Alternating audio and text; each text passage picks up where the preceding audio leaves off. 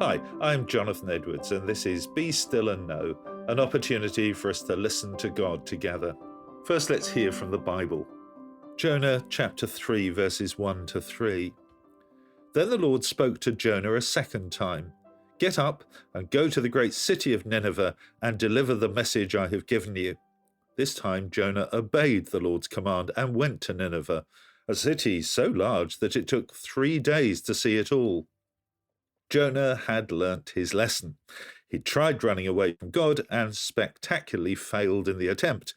And so when the Lord called him for a second time, he obeyed and went.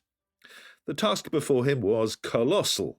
Nineveh stood at the heart of the great Assyrian Empire and had a population of more than 120,000 people, about twice the size of Babylon. It was one of the biggest cities in the world at the time, occupying a strategically important location on both the north-south and east-west trade routes. Today, it forms part of the large city of Mosul in Iraq. Nineveh was the last place on earth that Jonah would have chosen to be, but that's where God wanted him. The Bible introduces us to many people who were led by God to places where they didn't want to go. Moses is a particularly powerful example of this. After murdering an Egyptian, he was trying to lie low in the desert when God called him to return to Egypt and plead with Pharaoh to let the Israelites go. Moses had a long list of reasons why he didn't want to do so, but God's mind was made up. Moses was God's choice for the role. When God called Saul to spread the good news amongst the Gentiles, it was the exact opposite of what he wanted to do. As a passionate Jew trained by the Pharisees, his life was devoted to the destruction of the church.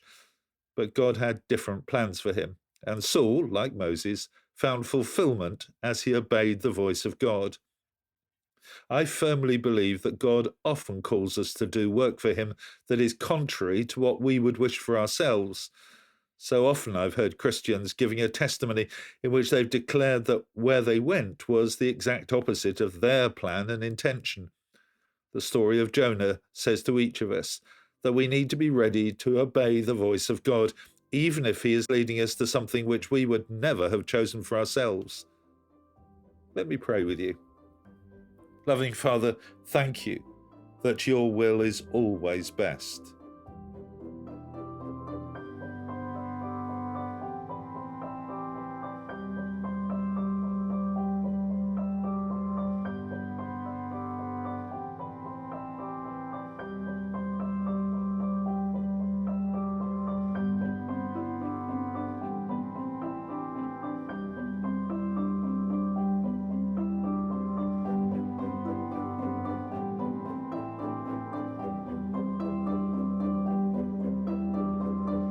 Amen.